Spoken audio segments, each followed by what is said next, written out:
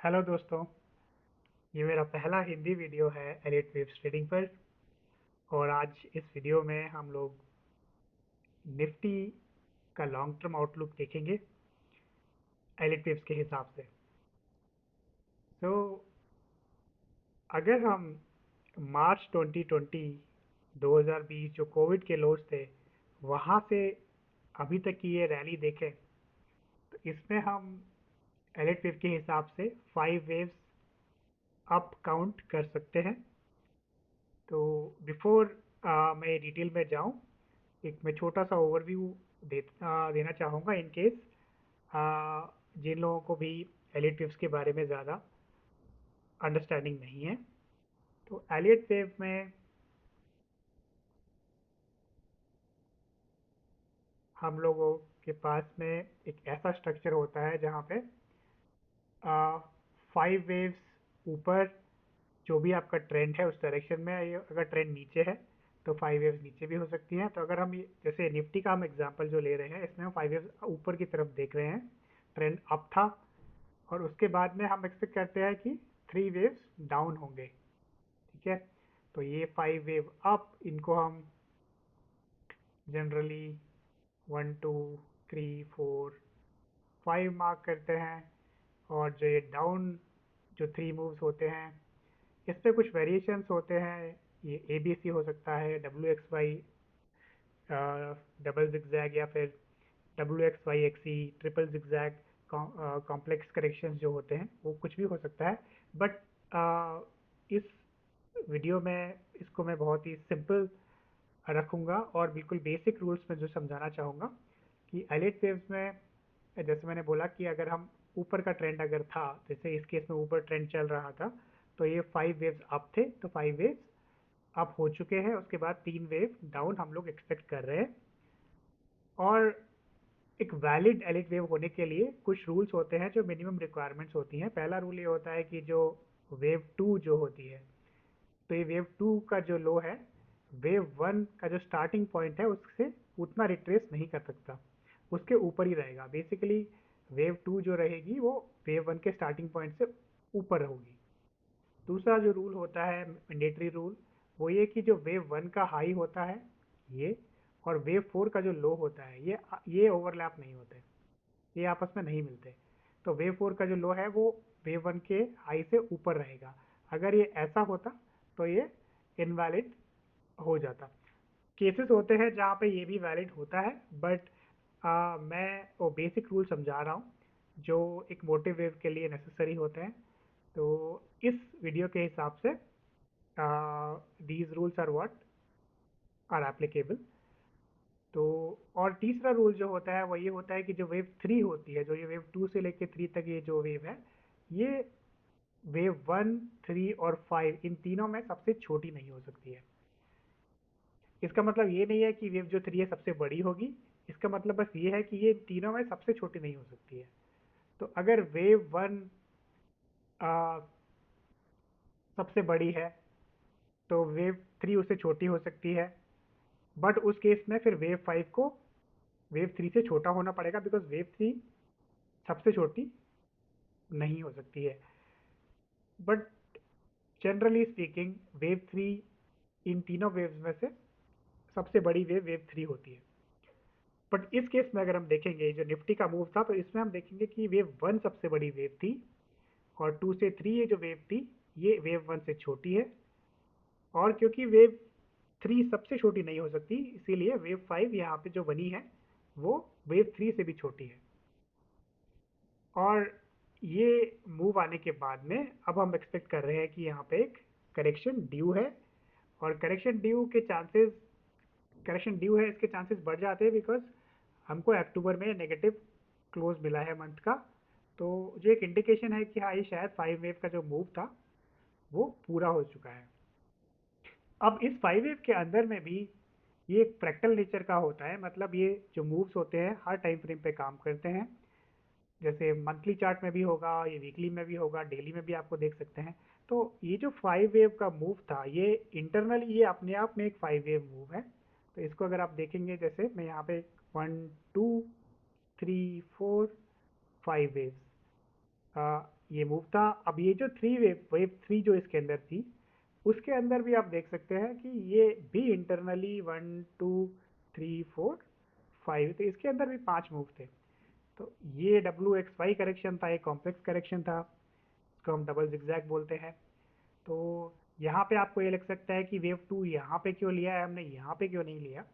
तो यहाँ पे हमने इसलिए नहीं लिया बिकॉज ये जो मूव था, ये एक करेक्टिव 3 वेव मूव था, ये 5 वेव मूव अप नहीं था। तो ये जो करेक्टिव मूव था, ये वाला करेक्शन था W, इसी का पार्ट था। तो ये W, ये X और ये Y, और यहाँ से हम लोग 5 वेव काउंट कर सकते हैं। तो इसीलिए वेव टू यहाँ से स्टार्ट होती है। तो इसके बाद यहाँ पे भी आप देखेंगे तो वी हैव 1 2 3 4 एंड 5। तो इस 3 वेव के अंदर भी हम 5 वेव काउंट कर सकते हैं। और 4 और 5 अगर हम लोअर टाइम फ्रेम में जाएंगे तो इसके अंदर भी हम 5 वेव्स का मूव काउंट कर सकते हैं। तो अब ये सब होने के बाद में क्वेश्चन ये उठता है कि अगर करेक्शन अगर होने वाला है तो करेक्शन कितना बड़ा करेक्शन होगा, या फिर ये एक छोटा करेक्शन होगा। तो अगर हम ये माने कि ये जो मूव था, ये एक वैलिड मूव है, जो कि ये एक वैलिड एलिट वेव्स के हिसाब से वैलिड मूव है, बट एलिट वेव में काफ़ी सारी पॉसिबिलिटीज़ हो सकती हैं। तो मुझे जो लगता है कि आ, इस पॉसिबिलिटी की संभावना सबसे इस पर्टिकुलर काउंट की संभावना सबसे ज़्यादा है। तो अब हम कैसे पता करें कि आ, ये जो मूव डाउन में अब होने वाला है, करेक्शन होने वाला है, वो कितना बड़ा हो सकता है। तो उसके लिए हम फिबोनाची रिट्रेसमेंट टूल यूज़ करेंगे कोविड के लोज से एक्सक्यूज मी, जो ये हाई हमारा बना था सितंबर में, वहाँ तक। तो अब हम देख सकते हैं different different level, 23.6%, 38.2%, 50%, 61.8%. These are the most important levels, even 78.6% also. तो 23.6% जो करेक्शन है वो 21,865 लेवल पे होगा। 38.2% 19,000 लेवल के आसपास होगा। तो ये करेक्शन इनमें से किसी भी लेवल पे हो सकता है। एलिट वेव में एक चीज़ और होती है कि गाइडलाइंस के हिसाब से कि जो करेक्शन होता है वो पिछले डिग्री के वेव 4 के आसपास तक पहुंचता है काफ़ी केसेस में। तो उसके हिसाब से ये पॉसिबिलिटी है कि जो 23.6% रिट्रेसमेंट है 21,865 का, और ये जो लो था वेव 4 का 21,281, तो ये हो सकता है इनके आसपास में कहीं पे हो, इस रेंज में। तो 21,600, सॉरी 21,280 से 21,865 के बीच में, या फिर 38.2% भी हो सकता है, which is also very likely, क्योंकि ये एक मिनिमम रिट्रेसमेंट लेवल टिपिकली होता है कि 38.2% रिट्रेसमेंट हम एक्सपेक्ट करते हैं एक 5 ईयर मूव होने के बाद में कम से कम। तो ये भी एक पॉसिबिलिटी है। तो अभी ये कहना मुश्किल है कि ये किस लेवल पे होगा, बट ये हम फिर भी मान सकते हैं कि कम से कम 23.6% तो होगा। और जैसे जैसे ये मूव इवॉल्व होगा, हम लोग इसको इंटरनल काउंट्स इसके देखेंगे और समझेंगे कि ये मूव कैसे इवॉल्व हो रहा है, जो हमको ये समझने में मदद करेगा कि ये मूव कितना डाउन तक जा सकता है। तो ये तो एक पॉसिबिलिटी हो गई, और इस काउंट के हिसाब से ये लगता है कि एक काफ़ी बड़ा करेक्शन ड्यू हो सकता है, कि हम 20,000 के नीचे भी जा सकते हैं। And that would be basically be bear market, जहाँ पे एक अगर मैं इसको मेजर करूँ इस हाई से 38.2%, तो ये जो आपका करेक्शन अगर होगा वो 27% का करेक्शन होगा, जो काफ़ी बड़ा करेक्शन है इस हाई से, सितंबर के हाई से। लेकिन यहाँ पे एलिट वेव के हिसाब से एक और पॉसिबिलिटी है, और वो पॉसिबिलिटी ये है कि जैसे मैंने बोला कि वेव के अंदर में वेव्स होती हैं, वैसे ही अभी हम ये मान रहे हैं कि ये वेव 1 है, ये 2 है, ये 3, 4 और 5 है। तो एक पॉसिबिलिटी ये बनती है कि ये जो 1 2 3 4 5 मूव है, हो सकता है ये वेव 3 ना हो, ये वेव 1 ऑफ 3 हो। मतलब ये थ्री वेव 3 सब डिवाइड हो रही है या एक्सटेंड हो रही है तो ये जो मूव है हो सकता है ये इसका एक पहला ही लेग है, तो इसका मतलब ये हुआ कि ये 1 ऑफ 3 होगा, ये वाला मूव 2 ऑफ 3 होगा, और अब हम 3 ऑफ 3 के अंदर में चल रहे हैं। तो 3 ऑफ 3 में चल रहे हैं, तो इसका मतलब ये होगा कि ये मूव तो अभी काफ़ी ऊपर तक जाना बाकी है, बिकॉज 3 ऑफ 3 विल बी सबसे बड़ा मूव होगा और सबसे शार्पेस्ट मूव होता है टिपिकली। तो उस केस में क्या पॉसिबिलिटी बनती है, अगर ये काउंट हम लेते हैं कि ये 3 नहीं है, इसको मैं अगर मैं ये मान लूँ ये 1 ऑफ 3 है, ठीक है, ये आपका 1 ऑफ 3 हो गया, ये आपका 2 ऑफ 3 हो गया, एंड देन अभी हम 3 ऑफ 3 में है बेसिकली इस दूसरे काउंट के हिसाब से। तो ये 3 ऑफ 3 कहाँ तक जाएगा, टिपिकली जो वेव 1 होती है हम उसकी इक्वालिटी लेते हैं, उस इक्वालिटी के हिसाब say that is the minimum हम लोग एक्सपेक्ट करते हैं कि जितना बड़ा ये मूव था उतना बड़ा ये वेव 3 होगा, जितना बड़ा वेव 1 था उतना बड़ा कम से कम होगा।